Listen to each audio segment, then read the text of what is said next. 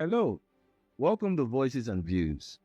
Today we'll be discussing how trust principles can be deployed to resolve inheritance disputes within the family over the forceful and oppressive acquisition of property by family members against a weaker party on account of the position the weaker party occupies within the family. Now, so let's use an example to drive home the point. Mr. A was an infant when his father passed on. His father left property worth millions of naira for him.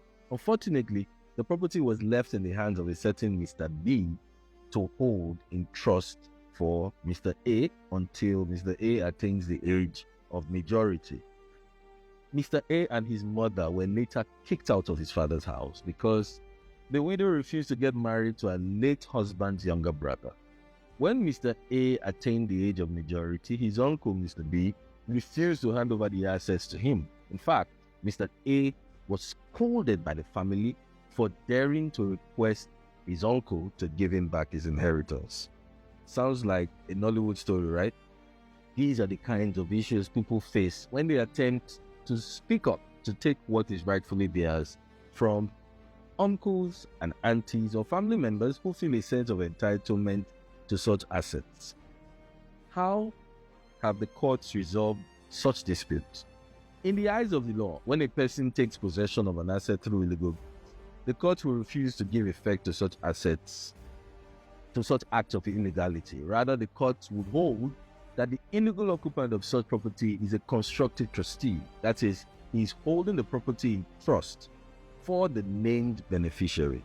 Part of the reliefs the court will grant in the circumstance is for the illegal occupant to hand over the assets to the actual owner and to render account of the monies and benefits received on account of the illegal occupation of the property to the detriment of the actual owner.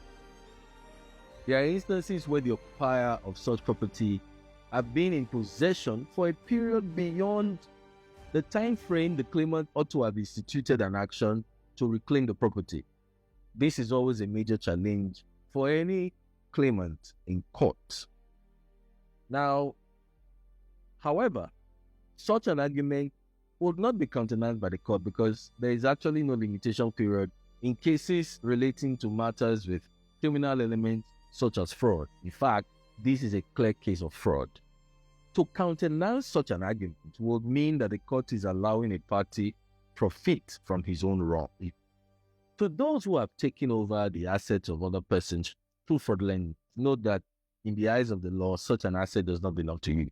In fact, you are a constructive trustee to the original owner. If such a person applies to court for the property to be returned back to him, you will be asked to transfer same and to render account for the benefits you have gotten from that asset. In order to avoid the unpleasant consequences that may follow, equity dictates that you toe the path of honor. I hope once again you found today's episode of Voices and Views worth your while. We look forward to seeing you again next time. Thank you.